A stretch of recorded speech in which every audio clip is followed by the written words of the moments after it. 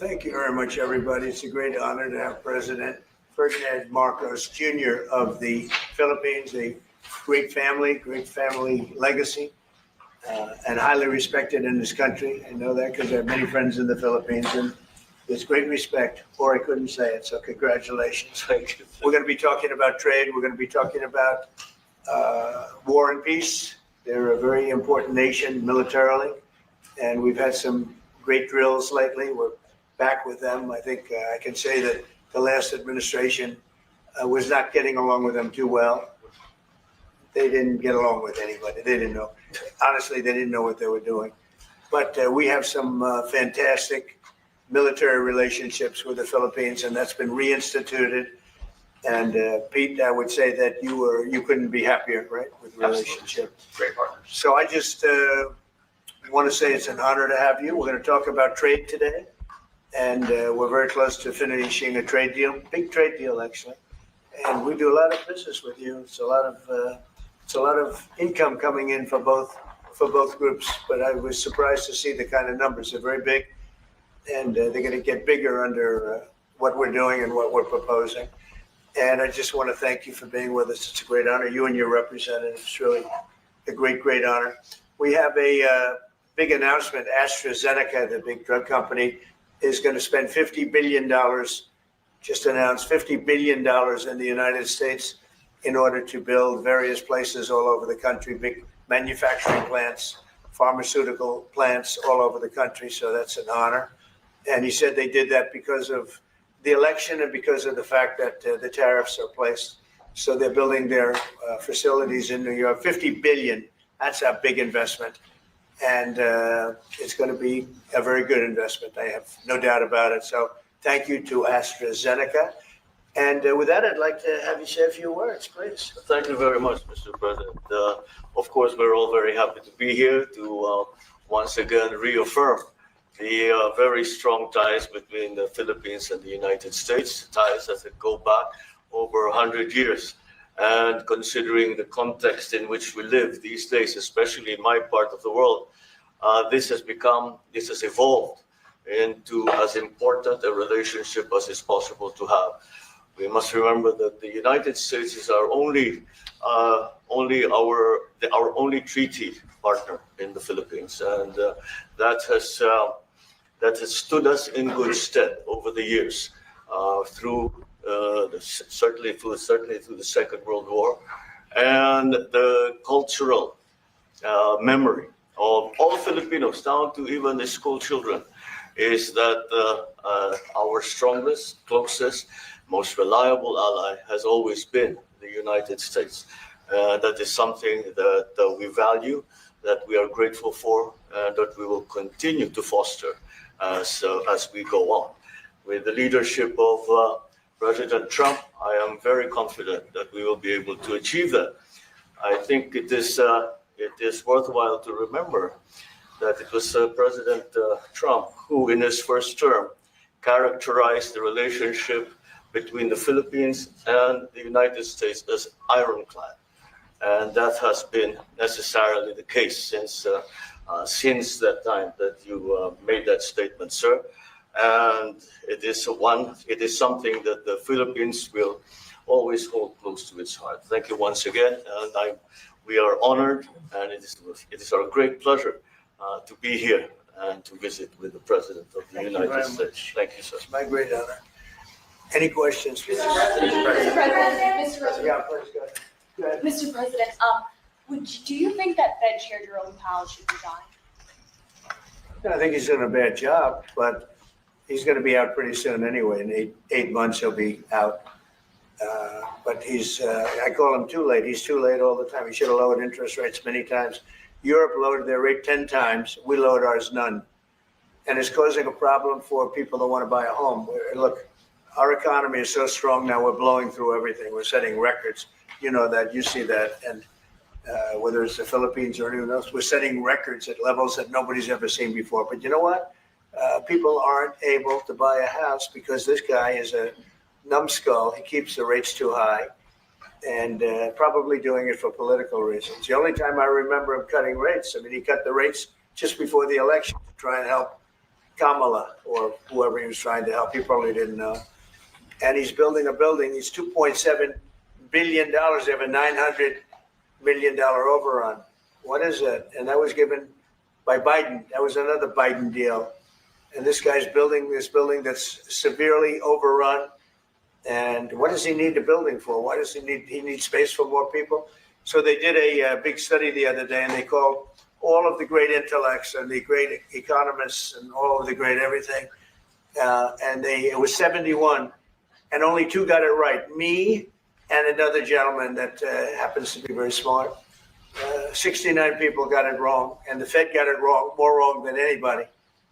And you know, he has these think tanks, and they build buildings for people that think. And it's really not thinking; it's a little bit of combination of thinking, but it's something you sort of have or you don't have. They don't. The job he's done is just terrible. He ought to raise interest rates. You know, we should be at 1%. We should be leading the world. Instead, we're paying 4%. And if you look at what that means, that's over $1 trillion in interest that we have to pay.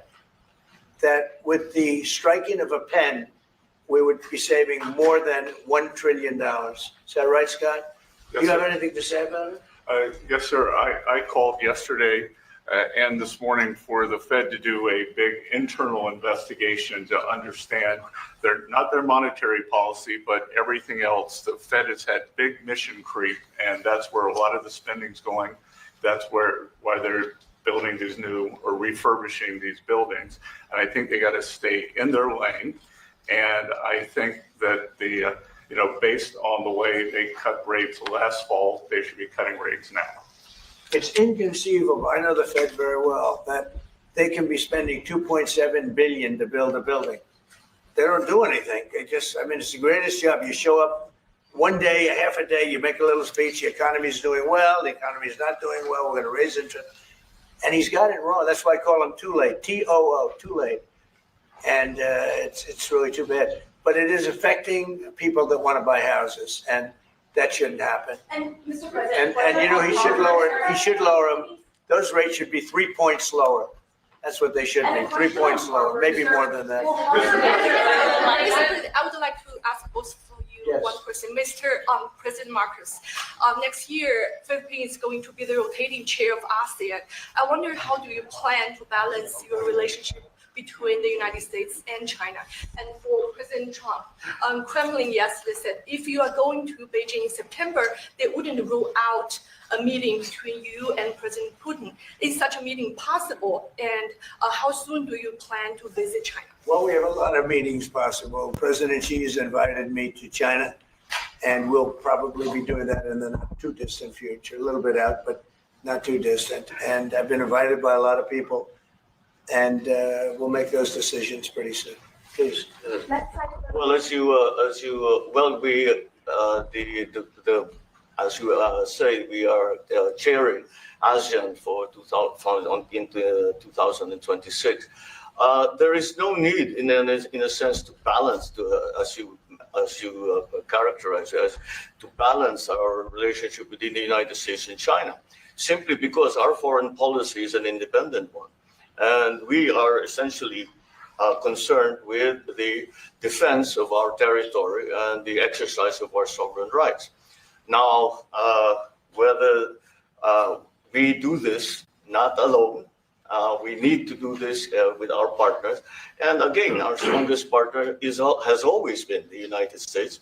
But of course, we are trying to form coalitions and multilateral relations so that those like-minded nations who share the same values as we do, who hew into international law, most specifically the UNCLOS, present that position very clearly to anyone who has intentions of unilaterally changing the world order, and that is how we are guided in that. And I don't mind if he gets along with China, because we're getting along with China very well. We have a very good relationship. In fact, the magnets, which is a little complex piece of material, but the magnets are coming out, very well. They're sending them in record numbers. We're getting along with China very well, and I don't mind if the president dealt with China, if that's meant, because I think he has to do what's right for his country. I've always said, make the Philippines great again. Do whatever you need to do, but you're dealing with China wouldn't bother me at all. Well, now it is something that we have to do in any case. Yeah, certainly. Mr. President, do you support the Justice Department seeking a new interview with Ghislaine Maxwell? And did you urge the Attorney General to seek one? I don't know anything about it. They're going to what? Meet her? Your Deputy Attorney General is reached out to Ghislaine Maxwell's attorney asking for a new interview. Yeah, I don't know about She it, has but that. I think it's something that sounds appropriate to do. Yeah. Do you have any concern that your Deputy Attorney General, who's your former attorney, would be conducting the interview, given your past relationship? He's a very talented person. He's very smart. I didn't know that they were going to do it. I don't really follow that too much. It's sort of a witch hunt, just a continuation of the witch hunt. The witch hunt that you should be talking about is they caught President Obama absolutely cold, Tulsi Gabbard. What they did to this country in 2016, starting in 2016, but going up to 2020 in the election. They tried to rig the election and they got caught. And there should be very severe consequences for that. When we caught Hillary Clinton, I said, you know what? Let's not go too far here. It's the ex-wife of a president, and I thought it was sort of terrible. And I let her off the hook, and I'm very happy I did. But it's time to start, after what they did to me, and whether it's right or wrong, it's time to go after people. Obama's been caught directly. So people say, a group. It's not a group. It's Obama. His orders are on the paper. The papers are signed. The papers came right out of their office. They sent everything to be highly classified. Well, the highly classified's been released. And what they did in 2016 and in 2020 is very criminal. It's criminal at the highest level. So that's really the things you should be talking about. I know nothing about the other, but I think it's appropriate that they do go. Can I ask you about that, Mr. President? Tulsi Gabbard has submitted a criminal referral to the Department of Justice. From your perspective, who should the DOJ target as part of their investigation? What specific figures in the Obama administration? Well, based on what I read, and I read pretty much what you read, it would be President Obama. He started it. And Biden was there with him, and Comey was there, and Clapper, the whole group was there. Brennan, they were all there in a room, right here. This was the room. This is much more beautiful than it was then, but that's okay. I have nice pictures up that came out of the vaults. They were in there for 100 years. This is much more beautiful.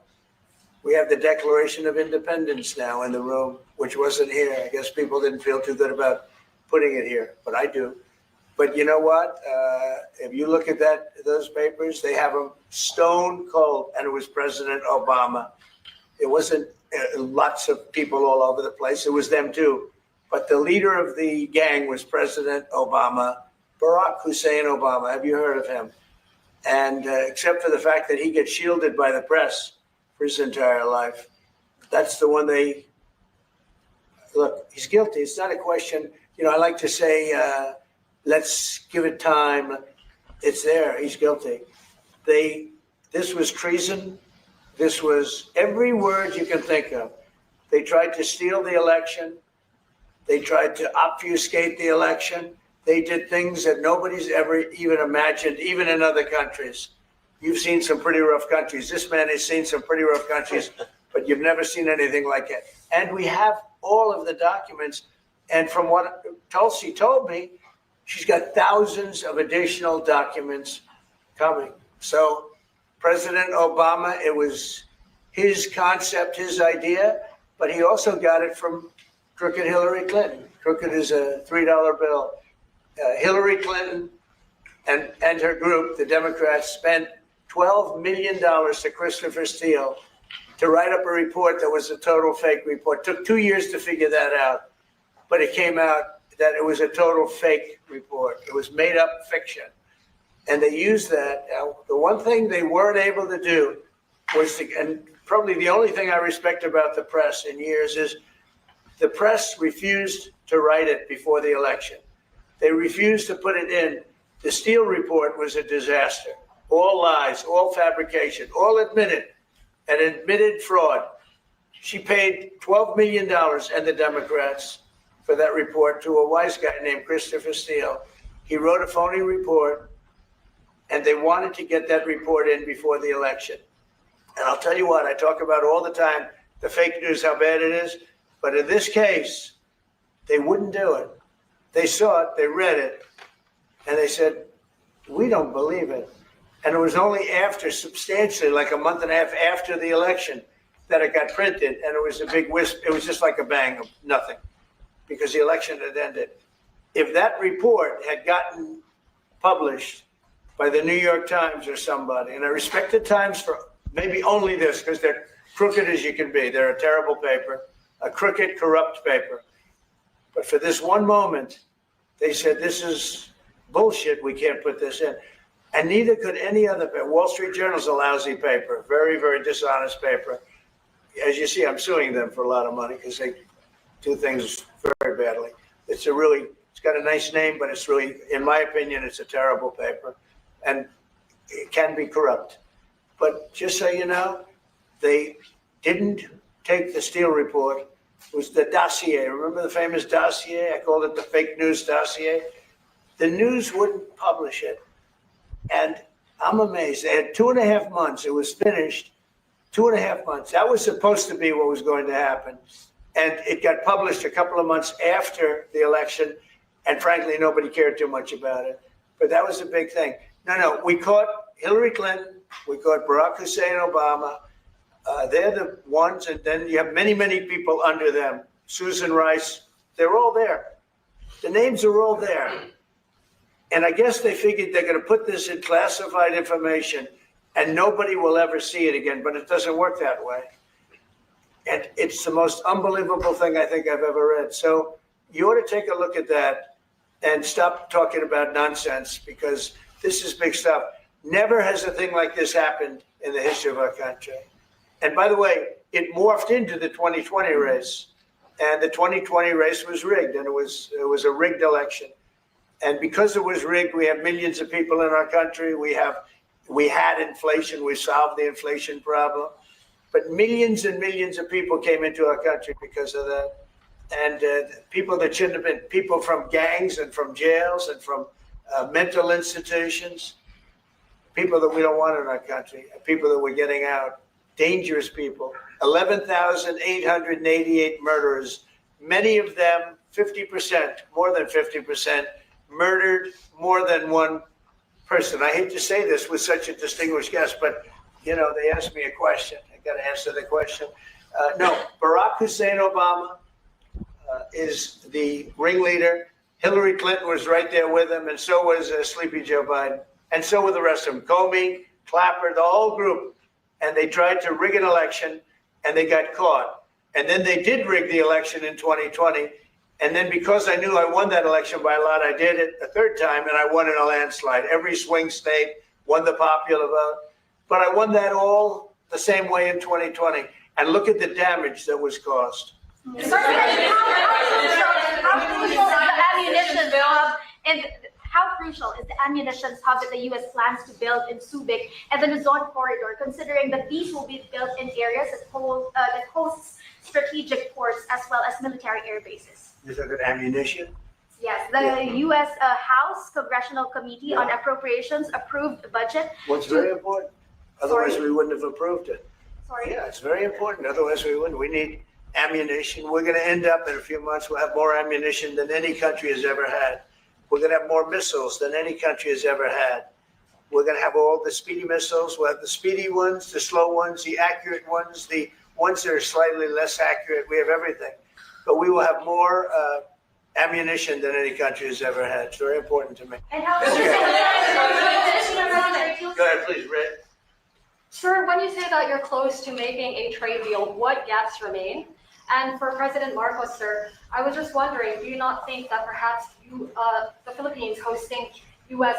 missile systems could be considered escalatory by China, especially because they can strike deep into mainland China? Thank you.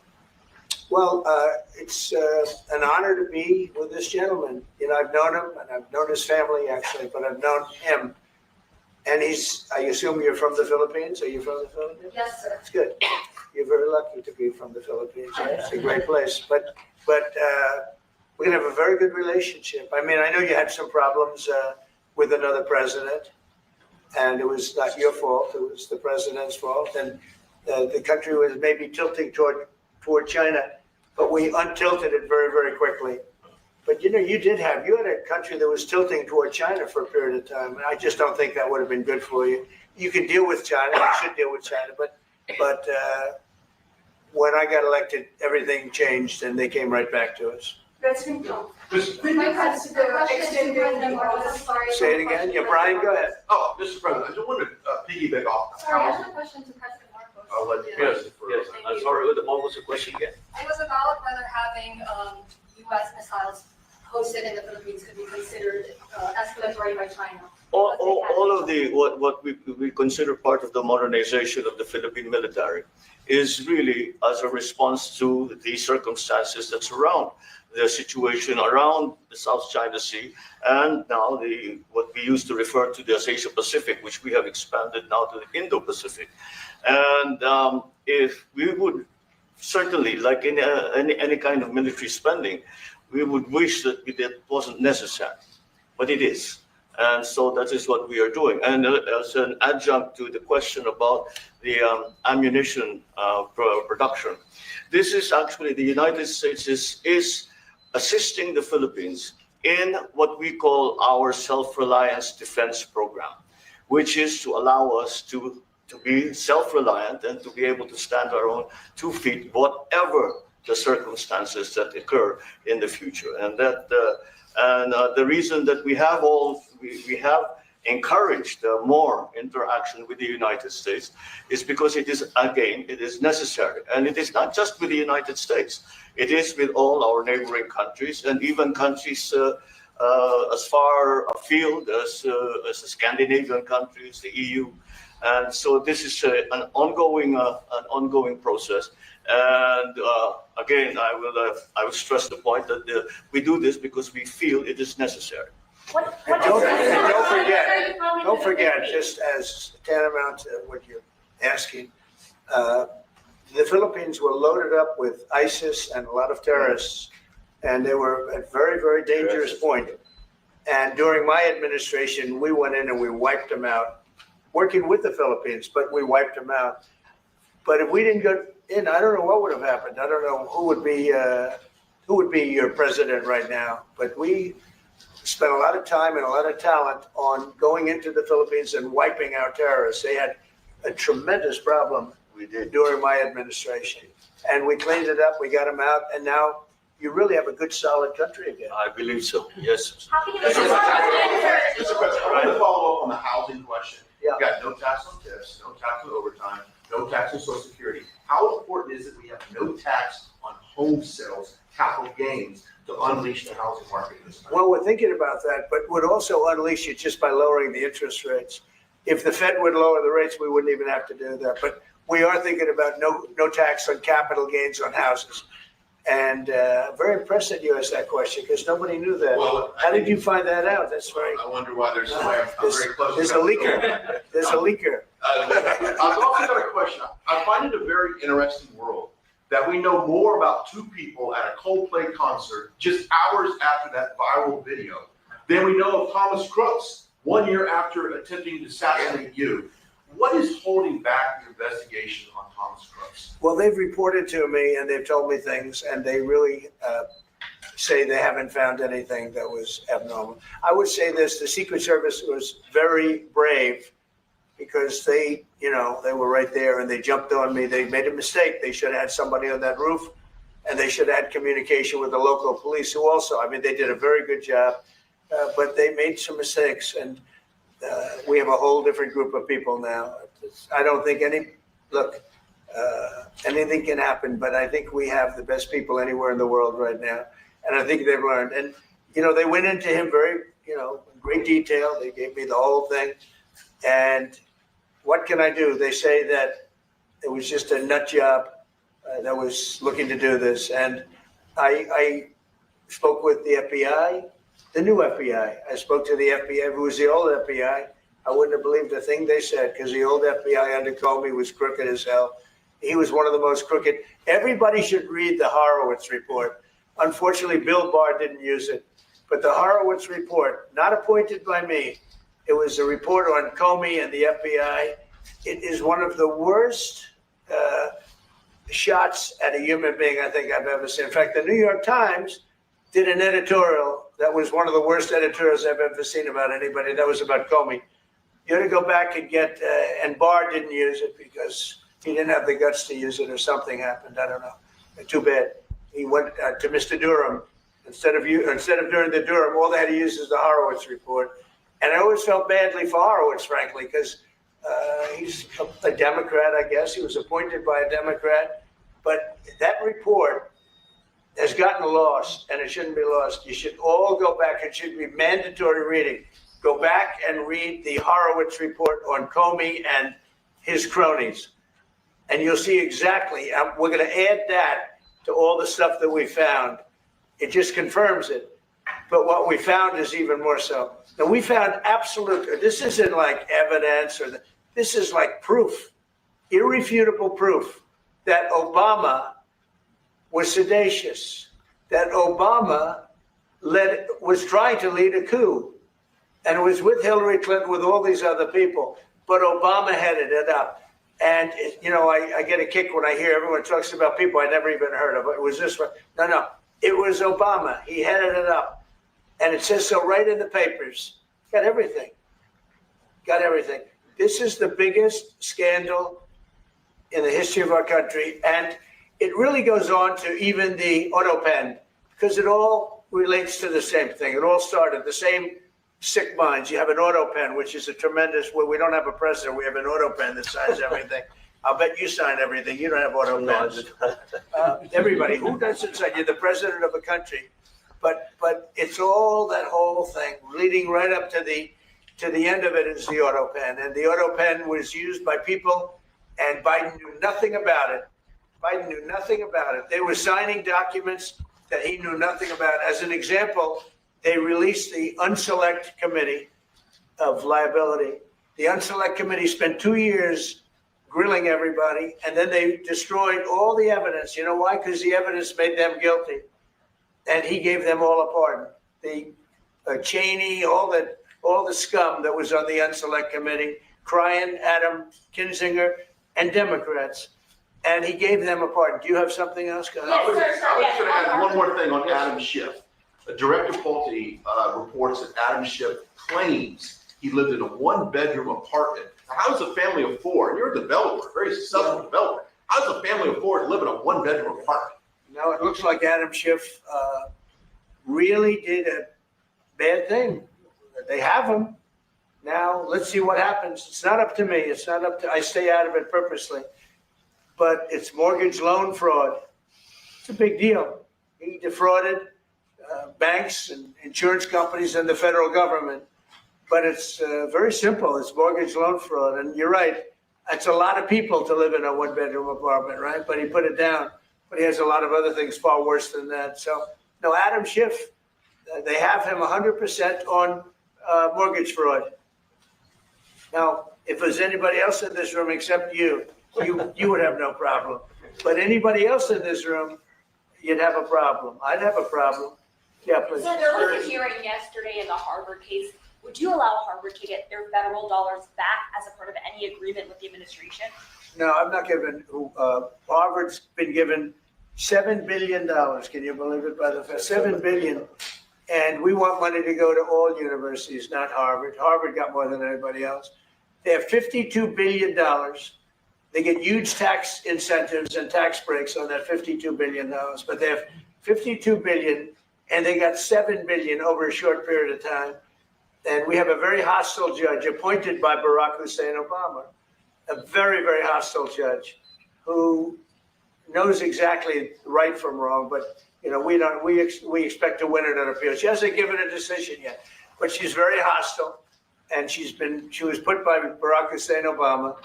And generally speaking, anybody that does that, we're going to have problems with. So we don't expect to have, we won the case yesterday. Anybody that was there that was a neutral would say we easily won the case. But a lot of the case and a big part of it's going to be how much money Harvard gets in the future. That's not part of the case.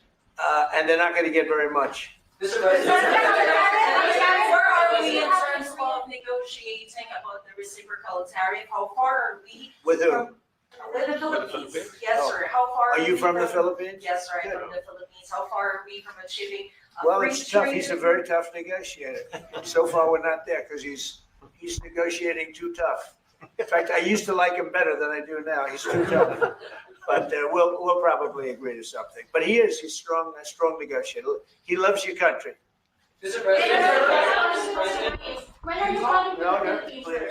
You talk a lot about severe consequences that those who are involved in the Russia hoax must face. In your view, sir, what are the next steps now that these documents are out there and Tulsi Gabbard? Well, the Justice Department would have to act. And we have a very competent, very good, very loyal to our country person in Pam Bondi, very respected. And it's going to be her decision. Just a follow-up to that, sir. Christy Nome is in New York City visiting an off-duty CBP officer who was allegedly shot this weekend by an illegal alien who came into the country during the previous administration. Right. What is your message to any local leaders who continue to push sanctuary city policies after this nearly tragic incident? So the only thing I don't understand, because you like to understand things and we're all smart people and all, but why would they allow 21 million people into our country, unvetted, unchecked? You don't allow it. You wouldn't allow people in. He's tough. No, the country's run properly. Biden and his group of thugs, and I don't think it was Biden, I think it was the people that surrounded that beautiful Resolute desk right behind you. They allowed 21 million people, probably much more than that, and many of them came from jails and gangs and drug dealers and mental institutions, insane asylums. Many of them are very sick. 21 million, probably 25 million, probably even more than that. And we're getting them out. Many were murderers, as I said. They killed people. Many killed more than one person. Stone cold murders. I don't understand why they would have allowed that. There's only two reasons: the vote. Is there one voters? It's one reason. I don't think they would have done it for that because they cheat. You know, they're so good at cheating, they don't need that. But the vote, and the second reason is they hate our country. I think they hate our country. I actually do.